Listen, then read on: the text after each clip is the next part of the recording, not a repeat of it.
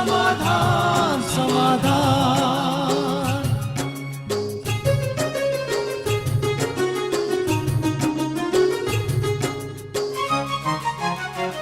समस्या से उभरना अगर चाहे इंसान, स्वयं के संग सर्व का वो दिल से करे सम्मान। कहता है ये समाधान समाधान समाधान। समस्या से उभरना अगर चाहे इंसान, स्वयं के संग सर्व का वो दिल से करे सम्मान। कहता है ये समाधान समाधान समाधान। समाधान समाधान समाधान।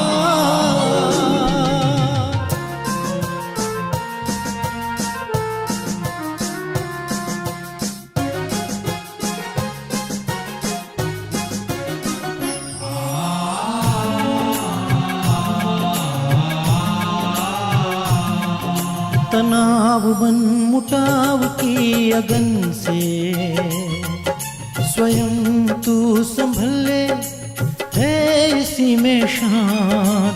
दूरिया दरारे मिटाए मन से, जीवन बन जाएगा खुशियों की खान। खुशियों की खान। कहता है ये समाधान समाधान समाधान।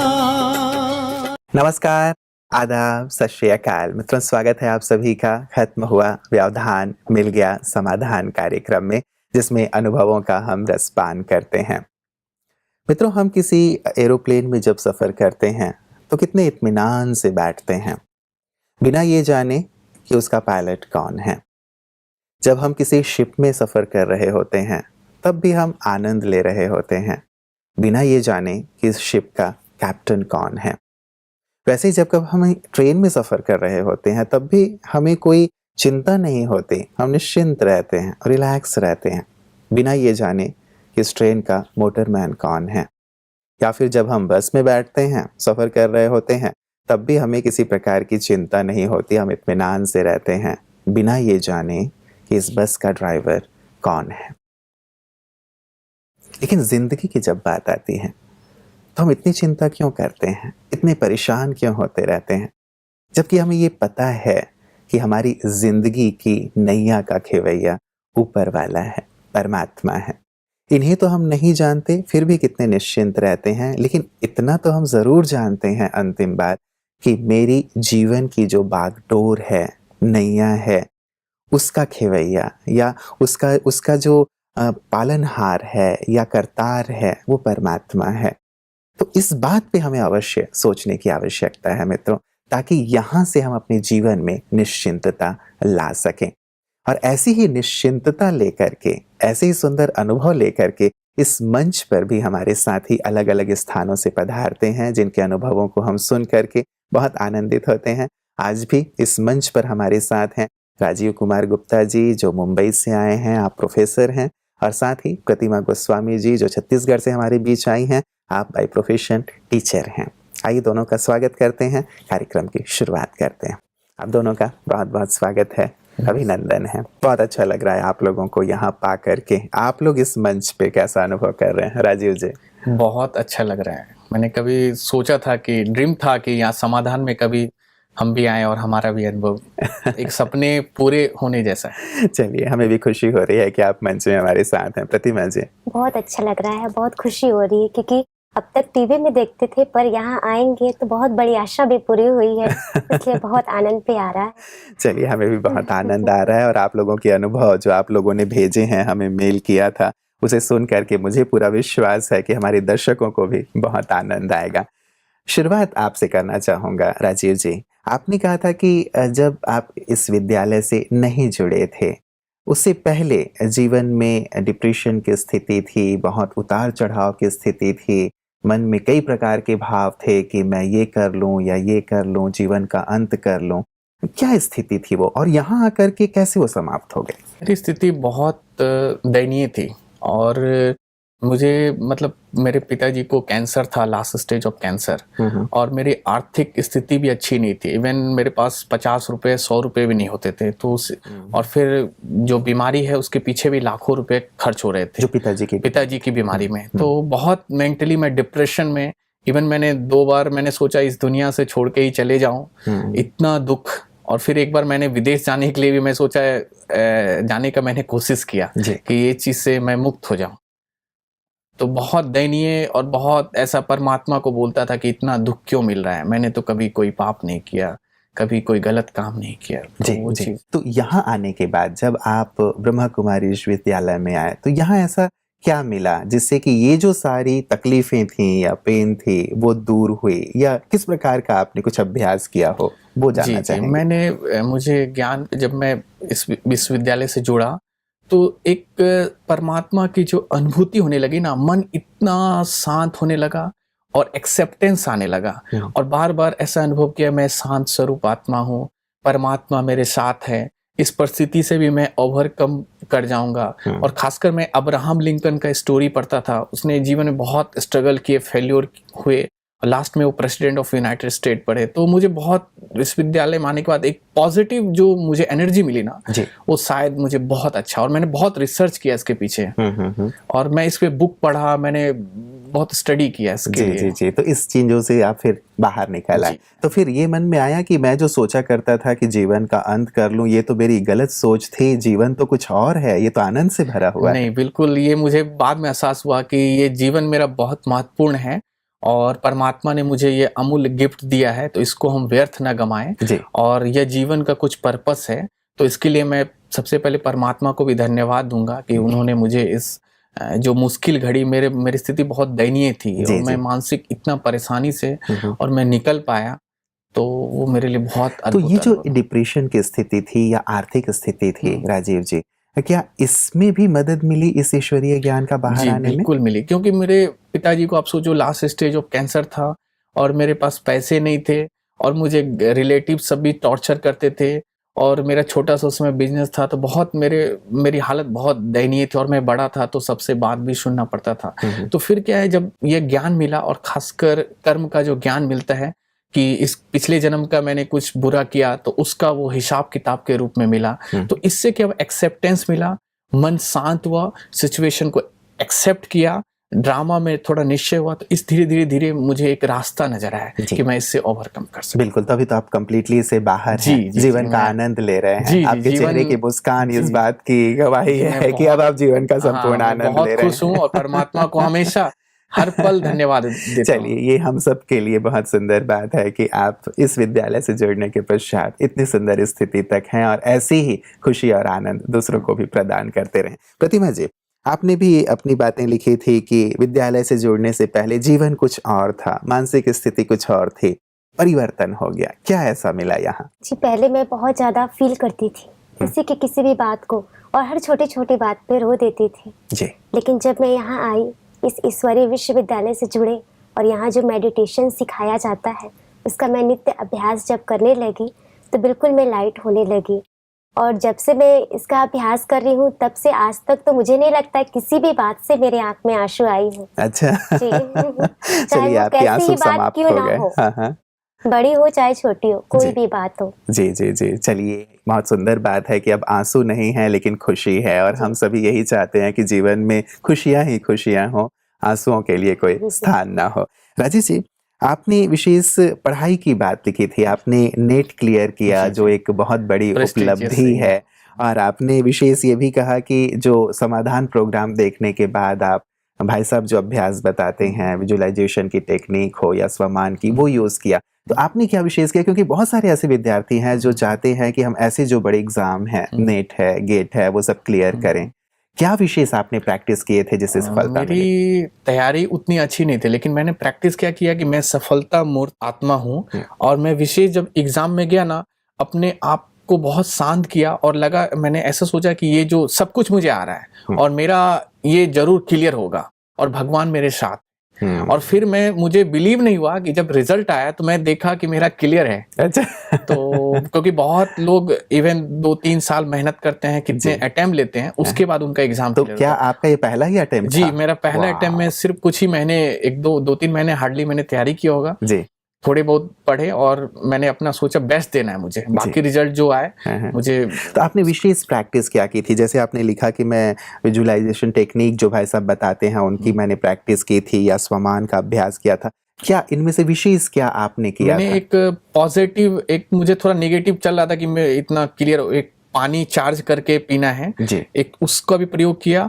और एक सुबह जब सुबह अमृत वेले जब सुबह मैं उठा तो वहां पे उस समय मैं प्रैक्टिस करता था कि ये जो एग्जाम कोई बड़ी बात नहीं है, मेरा फर्स्ट अटेम्प्ट में ही क्लियर होगा। तो मैं इस तरह का थॉट रख के उस तरह के वाइब्रेशन के साथ। चलिए, बहुत सुंदर बात है। सभी विद्यार्थी जो इसके लिए तैयारी करते हैं उनके लिए एक सुंदर सी बात आपने दी। और मैं एक MBA का अपना एक्सपीरियंस शेयर करना चाहूंगा, क्योंकि MBA में भी बहुत पेपर सब टफ होते हैं। तो मैंने बहुत वही परमात्मा को याद करके, मेडिटेशन करके, क्योंकि सिलेबस बहुत हार्ड होता है, और फिर उसमें भी मेरा फर्स्ट क्लास से आया है। वाह, क्या बात है, बहुत सुंदर बात है। चलिए, आप ऐसे ही टॉप पे रहें और आपने जो प्रैक्टिसेस किए हैं जिनके द्वारा आपको सफलता मिली है, वैसे ही प्रैक्टिस करके हमारे सभी विद्यार्थी भी टॉप करें, ऐसी हम कामना करते हैं।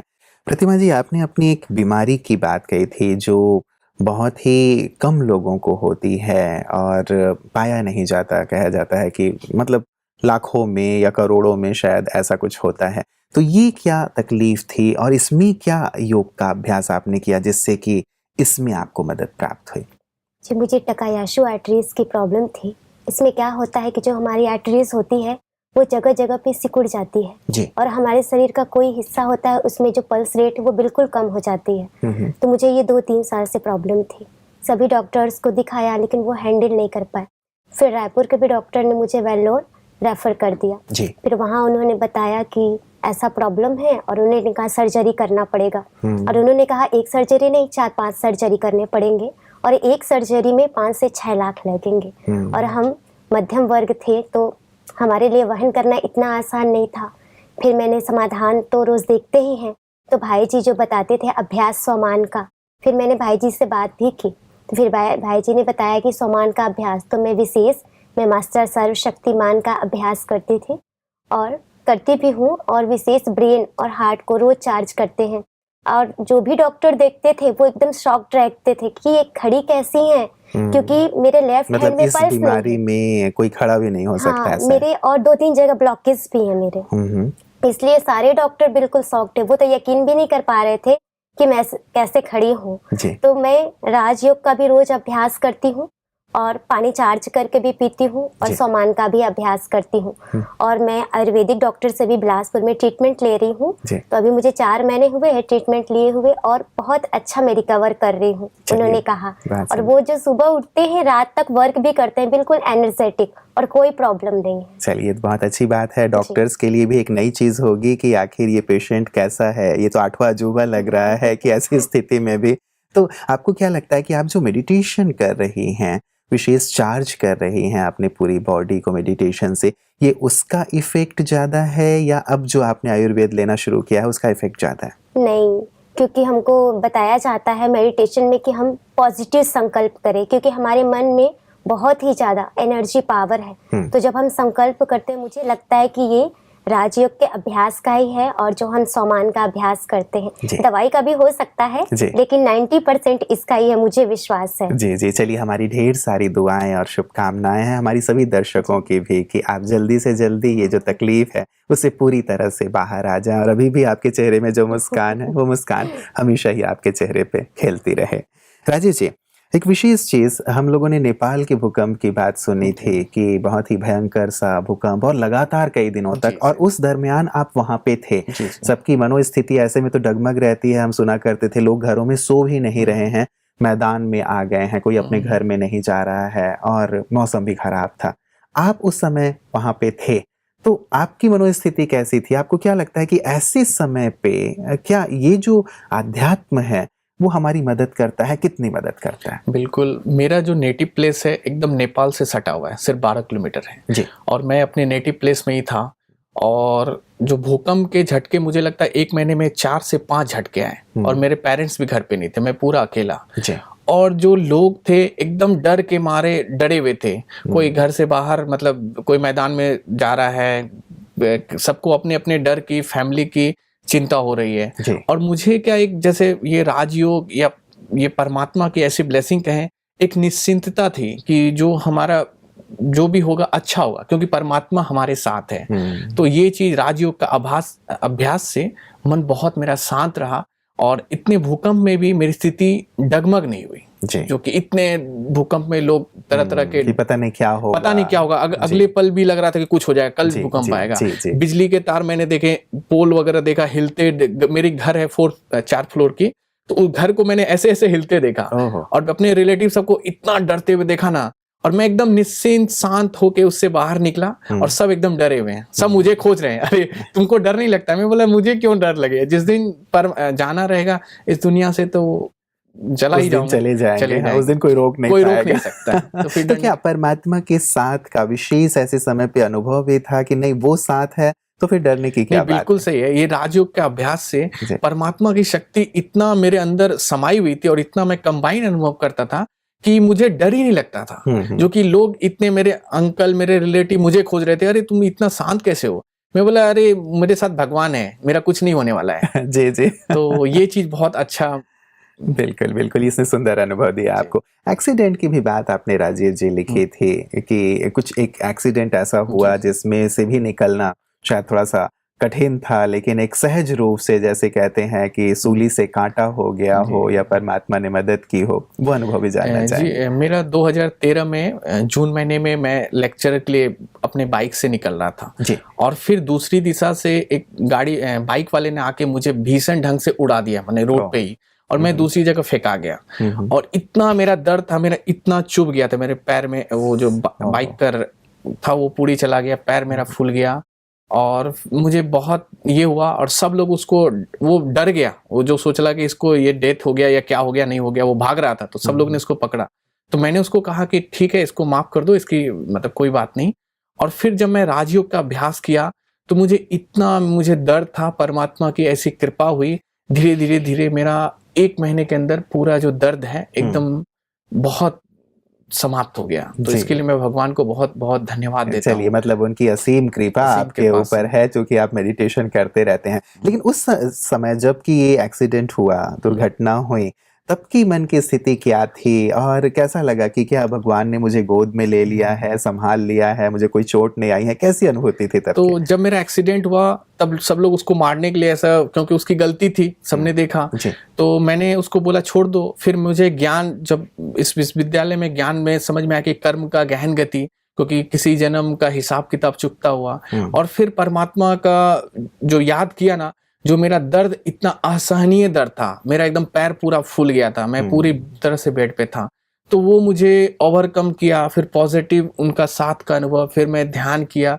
मैं 1 महीने पूरे बेड पे ही लेटा रहा। तो उत्तर धीरे धीरे धीरे धीरे मुझे वो सूली से कांटा और अनुभव हुआ। चलिए, बहुत सहज रूप से आप इस घटना से भी बाहर आ गए, और सचमुच ये अनुभव हमें ऐसे कराते हैं जैसे एक फील होता है कि परमात्मा की समीपता सचमुच हमारे साथ है, या फिर उनका हाथ यदि हमारे सिर पे है तो फिर हमारा बाल भी बांका नहीं हो सकता। प्रतिमा जी, आपने भी अपनी एक दुर्घटना की ही बात लिखी थी कि कहीं आप जा रही थी और एक दुर्घटना से आपका भी इस प्रकार से सामना हुआ, क्या अनुभव था तब का? आज से 2 साल पहले मैं सेवा केंद्र पे राजयोग का अभ्यास करने जा रही थी शाम को। तो चौराहा होता है, चारों तरफ से गाड़ियां आती हैं जी। तो उधर से सिलेंडर से भरी हुई गाड़ी बहुत ही तेज स्पीड में थी, बहुत ही तेज, और मेरी स्पीड बिल्कुल धीमी थी, और वो इतनी तेज आकर मेरी स्कूटी को वो मारी कि स्कूटी भी फेंका गई और मैं भी, और लोगों को बिल्कुल भीड़ जमा हो गया।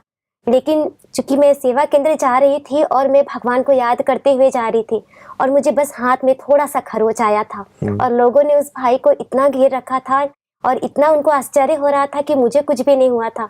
फिर मैंने उन लोगों को समझाया कि कुछ नहीं हुआ है, फिर मैंने उन भाई को बताया कि आप अच्छे से गाड़ी चलाया कीजिए। जी जी जी जी। उस समय आपकी क्या फीलिंग थी? क्योंकि ऐसा जो दौर होता है, समय होता है, बहुत ज़रूरी होता है कि हमारा मन स्थिर हो, शांत हो और साथ ही साथ उसकी याद भी हो, क्योंकि आमतौर पे जब कभी परिस्थितियाँ आती हैं तो ऐसा नहीं होता है। आपकी मनोस्थिति कैसी थी?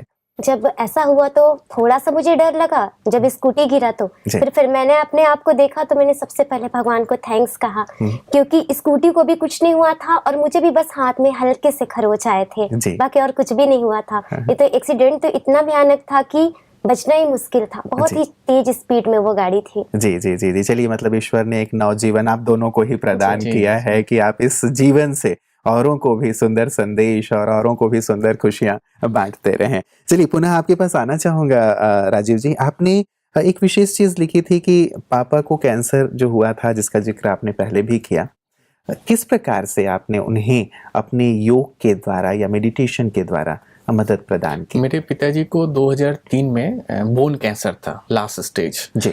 तो उनका जब केमो चढ़ा तो उनके अंदर अजीब सा चिड़चिड़ापन रहता था और हमेशा मुझसे टकराव भी होती थी और उनका एक्सपेक्टेशन भी मैं बड़ा था तो मेरे लिए बहुत हाई रहता था।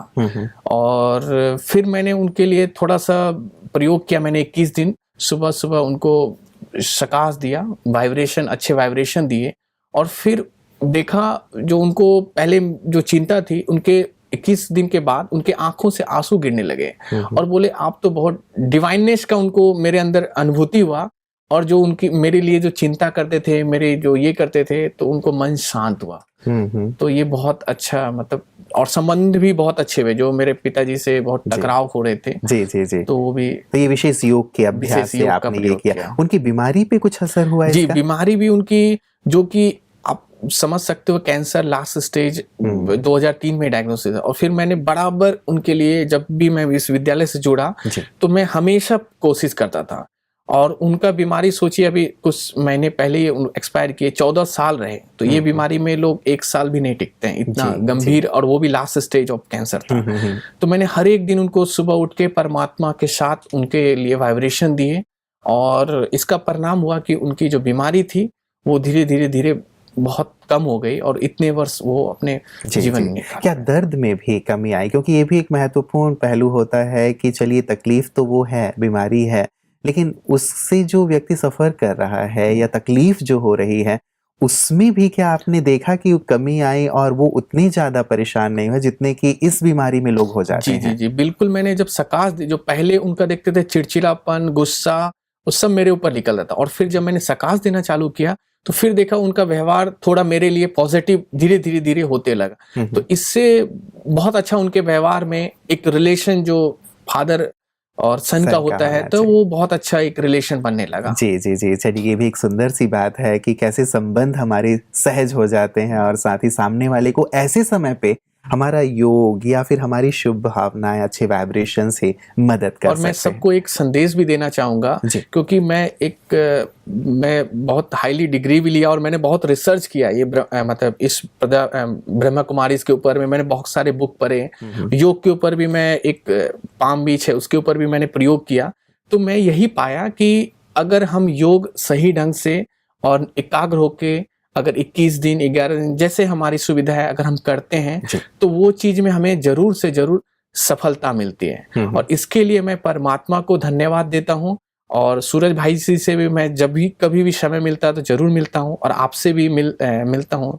तो मुझे बहुत समाधान की टीम से, आज भी मैं सोचा नहीं था कि मैं सोचता था कभी मेरा अनुभव यहाँ पे आएगा और आज वो दिन आया। तो उसके लिए मैं बहुत बहुत आप लोगों की टीम को, परमात्मा को कोटि कोटि धन्यवाद देता हूं। आप यहाँ आए इसके लिए हम आपके कोटि कोटि आभारी हैं कि आपने इतने प्यारे प्यारे से अनुभव सुनाए हैं। चलते चलते वक्त कम है, प्रतिमा जी आपने एक नेगेटिव एनर्जी की भी बात लिखी थी कि घर में सिस्टर पे ऐसा कुछ प्रभाव दिखाई दे रहा था, वहाँ भी योग के अभ्यास ने मदद की, क्या था?